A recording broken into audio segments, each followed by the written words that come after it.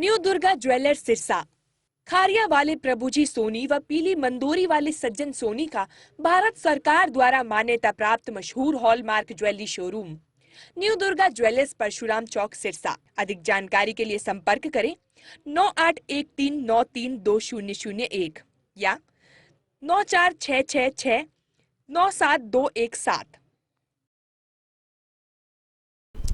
नमस्कार, मैं हूं प्रमोद और आप देखना शुरू कर चुके हैं दिसड़कनामा.com। इस वक्त मैं मौजूद हूं सिरसा में और सिरसा के बीडीपीओ कार्यालय के बाहर इस वक्त मैं मौजूद हूं। और जैसा कि आप सब लोग जानते हैं कि पूरे प्रदेश भर में सरपंचों का जो प्रोटेस्ट है वो चल रहा है। और 2 दिन पहले टोहाना में बड़ी महापंचायत हुई, सरपंचों की महासम्मेलन हुआ और उसके बाद जो है कल बीडीपीओ कार्यालय के बाहर जो है तालाबंदी की गई। आज भी जो तमाम जो सरपंच हैं वो बीडीपीओ कार्यालय के बाहर जो है धरना दे रहे हैं, प्रदर्शन कर रहे हैं।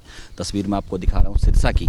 सिरसा खंड के तमाम जो सरपंच हैं वो आज यहाँ पे धरना स्थल पे बैठे हैं और चूँकि काफ़ी कुछ मांगे हैं इनकी। हमारे साथ इस वक्त कालांवाली से विधायक हैं शिषपाल केहरवाला, और शिषपाल उन विधायकों में शामिल हैं जिन्होंने इस सरपंचों के इस बड़े मुद्दे को विधानसभा में भी पूरी मजबूती के साथ उठाया और आज सरपंचों को जो है अपना समर्थन देने के लिए पहुंचे हैं। शिषपाल जी, बहुत बहुत स्वागत आपका सड़कनामा।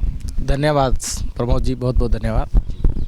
क्या कुछ कहना चाहेंगे आज, चूँकि आपने इस पूरे मामले को विधानसभा में भी उठाया मजबूती के साथ और आज धरना स्थल पे भी जो है समर्थन देने पहुंचे हैं, सरकार मान क्यों नहीं रही है? हालांकि पहले पंचायती राज एक्ट की हम बात करें तो काफ़ी शक्तियां हैं वो सरपंचों को दी गई है, लेकिन अब जो है पावर है वो घटाई गई है। सरकार हालांकि कह रही है कि घटा नहीं रहे हैं और थोड़ा तरीका है वो बदल रहे हैं। देखिए, 73वें और 74वें संशोधन के बाद एक कड़ी इस प्रकार की बनाई गई कि लोकतांत्रिक प्रणाली के अंदर सबसे मजबूत जो पिलर है वो ग्राम पंचायत है और उसको बहुत सी शक्तियाँ दी गई। परंतु पिछले 2 साल से पहले तो चुनाव नहीं कराए गए, लेट कराए गए। हरियाणा के अंदर उन पंचायत की जो शक्तियाँ थी उसको ध्वस्त करने का काम किया गया।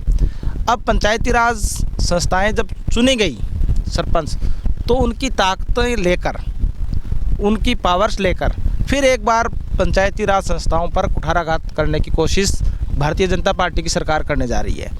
मैं भारतीय जनता पार्टी के जो 40 एमएलए थे, मैं तो ये कहता हूँ कि जिस प्रकार की लूट इन्होंने मचाई, चाहे आप तमाम घोटाले देखोगे, शराब घोटाले से लेकर धान घोटाले से लेकर शिक्षा में तमाम घोटाले को आप जांच करोगे तो हमें तो लगता है ये खुद अली बाबा 40 चोर वाली बात है। और आज जब खुद ये चोर है तो इनको पूरा हरियाणा चोर दिखाई दे रहा है। पंचायती राज के अंदर सरपंच का एक बहुत महत्वपूर्ण पद होता है, उसकी एक गरिमा होती है, गांव का एक एक आदमी की नज़र सरपंच पे होती है। जब इस सरकार ने मनोहर लाल खट्टर जी ने, मैं विशेष तौर पे कहूँगा कि उन्होंने हर एक सरपंच को चोर की निगाह से देखा है। इसको ना कांग्रेस पार्टी बर्दाश्त करेगी, ना हरियाणा का आमजन बर्दाश्त करेगा। और आज आप देख रहे हो तमाम सरपंच अपने अस्तित्व को बचाने के लिए और पंचायती राज संस्थाओं के अस्तित्व को बचाने के लिए आज धरने पे बैठे हैं। हम आज यही मांग करने जा रहे हैं आपके माध्यम से भी कि तुरंत सरकार अपना फैसला ले और जो शक्तियाँ, जो ताकतें ग्राम पंचायतों के विकास के लिए थी, जो कि सरपंचों को दी गई थी, उनको वापस ना ली जाए, उनको वापस सरपंचों को हैंडओवर करके इस जो नई पंचायतें हैं उनका सम्मान किया जाए। तो चूँकि सरकार कह भी रही है कि जो है ई टेंडरिंग है वो ज़्यादा गलत प्रणाली नहीं है और जो है 2 लाख से जो कम है, इसको आप क्या आंकते हैं? हालांकि पिछली अगर पंचायतों की बात करें तो करीब 10 लाख से ज़्यादा का काम है वो सरपंच करवा सकते थे, लेकिन अब इसकी जो है पावर है वो घटाई गई है। इसमें ई टेंडरिंग को लेकर के आप कैसे देखते हैं इसको? ई टेंडरिंग, देखिए, मैं ई टेंडरिंग के खिलाफ नहीं हूँ। ई टेंडरिंग बड़े टेंडर्स होते हैं, उनमें होना चाहिए। आप 2 लाख की पावर्स इनको दे रहे हो, 2 लाख में क्या बनेगा? एक टॉयलेट नहीं बन सकती, एक नाली नहीं बन सकती, कहीं भी 2 लाख से तो कुछ नहीं होता। तो सरकार चाहती क्या है? आप ई टेंडरिंग के माध्यम से आप ठेकेदारों को मजबूत करना चाहते हो या उन प्रशासनिक अधिकारियों को मजबूत करना चाहते हो जो जाके बाद में सरकार के लोगों की जेब भरें? हमें ये समझ में नहीं आ रहा।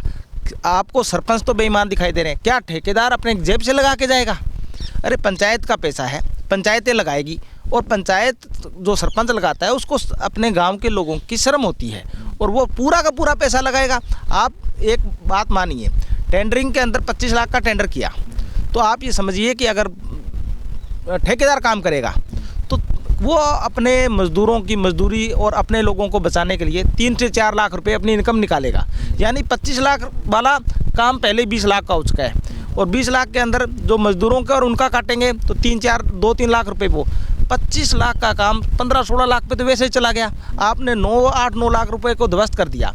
जबकि अगर पंचायती राज संस्थाओं को, अगर सरपंचों को वो पावर देते तो वो 25 के 25 लाख रुपए हैं वो लगाने योग्य वहाँ थे। अगर कल को किए हुए काम में कोई दिक्कत आ गई तो ठेकेदार मिलता नहीं दोबारा, पर ग्राम पंचायत का सरपंच है, उसी गांव में रहता है, उसी गलियों में रहता है, और वो खराब हुए काम को भी ठीक करेगा।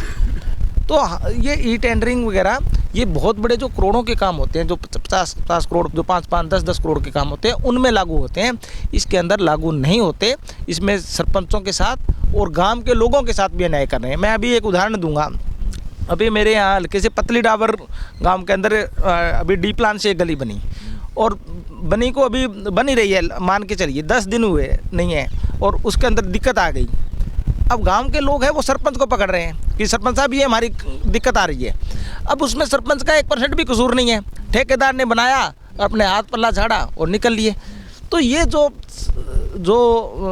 ठेकेदारों की और जो प्रशासनिक अधिकारियों की और जो सरकार की मिलीभगत है, इसको तोड़ने की ज़रूरत है, और इसके लिए हमें सरपंच जो माननीय पद है उस पर विश्वास करना चाहिए। तो ये सरकार अब कह रही है कि 1100 करोड़ रुपए ऑनलाइन हम डालेंगे, और कल दुष्यंत चौटाला का भी बयान आया कि आज रात को पैसे हैं वो सरपंचों के खाते में डल जाएंगे। हालांकि सरपंच विरोध कर रहे हैं, तो ये कैसे सरकार विरोध के बावजूद जो है पैसा, देखिए पैसा वो कोई डाल नहीं रहे। ये सेंटर की और स्टेट की एक नीति होती है कि गांव की आबादी के अनुसार हर गांव में पैसा दिया जाता है। आप पैसा 1100 करोड़ 800 करोड़ जो भी डाल रहे हो, आपने पिछले साल का क्यों नहीं डाला? उससे पिछले साल 2 सालों की पंचायतें हैं, वो पैसा कहाँ गया? यानी 2000 करोड़ के करीब का पैसा वो कहाँ गया? ये तो इस साल का पैसा है। ये कोई खैरात नहीं है, ये इनका हक है, और हर बार डाला जाता है। जब कांग्रेस की सरकार थी तब भी डाला जाता था, उससे पहले की सरकारें थी तब भी डाला जाता था। ये आप भ्रमित मत करें कि हम डाल रहे हैं, हम नहीं डाल रहे, ये सरकारें डालती हैं। और सरकारें, चाहे पहले की सरकारें हैं चाहे मौजूदा सरकार है, हर सरकार को पंचायत के खातों में पैसा विकास के लिए डालना होता है। परंतु आप पैसा तो डाल रहे हैं, परंतु ये कहते हैं आप पैसे की तरफ देखते रहो, आपको काम नहीं करना, काम हम करेंगे। अली बाबा 40 चोर है, हम बैठे हैं, आप लोग सिर्फ देखने के लिए हो, काम हम करेंगे। पंचायती जो संस्थाएं हैं इनको ध्वस्त हम करेंगे, और जो वोट बैंक की राजनीति है वो हम दिखाएंगे कि नहीं, हम भ्रष्टाचार ख़त्म कर रहे हैं।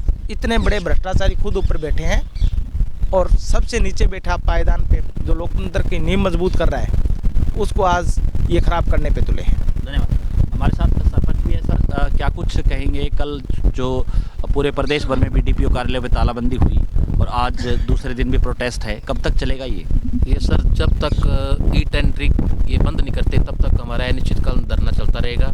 पूरे हरियाणा के सभी ब्लॉक्स बंद हैं, और जब तक ये टेंडरिंग वापस नहीं लेते तब तक हमारा धरना चलता रहेगा। सबसे बड़ी बात है जी, जो ये देवेंद्र बबली है, सरपंच को चोर कहना, सबसे तो बड़ा चोर ये है जी। पिछले 2 सालों में इन्होंने पूरी लूट मचाई है, खूब पैसा इन्होंने खाया है, गांवों का किसी गांव का कोई विकास नहीं हुआ जी। तो इनके मुंह को खून लग चुका है, और ये चाहते हैं भी ये खून हमारे मुंह को लगा रहे। और गांव में जो सरपंच है बस लड़ाई झगड़ों में और गालियां खाता रहे, काम करके ठेकेदार, बड़े ठेकेदार जाएं और इनकी जेबें भरते रहें, और गाली खाने के लिए गांव का सरपंच रह जाए जी। धन्यवाद। तो ये थे हमारे साथ इस जो है सरपंच जो एसोसिएशन के जो पदाधिकारी हैं, और आज धरना है वो चल रहा है। ज़्यादा से ज़्यादा इस वीडियो को शेयर जरूर कर दीजिए, कमेंट सेक्शन में आप अपनी राय जरूर दीजिए कि इस प्रोटेस्ट को लेकर के, इस ई टेंडरिंग को लेकर के आप क्या सोचते हैं। बहुत बहुत शुक्रिया।